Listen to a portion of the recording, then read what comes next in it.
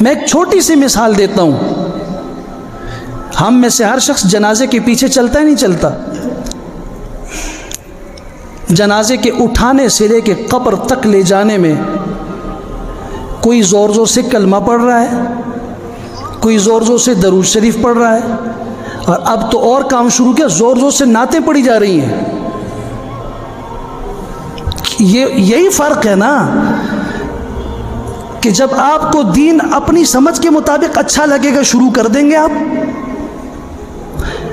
یہ سفید ریش بزرگ موجود ہیں، آج سے 10 سال پہلے 7 کلمہ طیبہ کلمہ شہادت زور سے کہتے تھے، نعتوں کا رواج نہیں تھا، آج وہ بھی شروع ہو گئی کیونکہ امام صاحب خود پڑھ رہے ہیں۔ میں کسی فرقے پر کسی شخص پہ تردید نہیں کر رہا، میں آپ پہ کر رہا ہوں، میری بات سمجھیے۔ میرے نمازی آپ ہیں، میرے سننے والے آپ ہیں، مجھ سے کل یہ پوچھو گی ان کو کیا آپ نے پڑھایا تھا، میں کعبے کے رب کی قسم کھا کے کہتا ہوں احادیث رسول اللہ کو اٹھا کے دیکھو، کان اصحاب رسول اللہ صلی اللہ علیہ وسلم یکرہون الاصوات عند الجنازہ، صحابہ کرام جنازے کے وقت آواز کو پسند نہیں کرتے تھے۔ حدیث کے حوالے چاہیے میرے پاس بیٹھ جانا، بعد میں میرا کام ہے حدیث کے انبار لگا دینا انشاءاللہ۔ تو معلوم ہوا کہ صحابہ کرام کا طریقہ کیا تھا، آپ کلمہ طیبہ پڑھیں، دل میں پڑھیں۔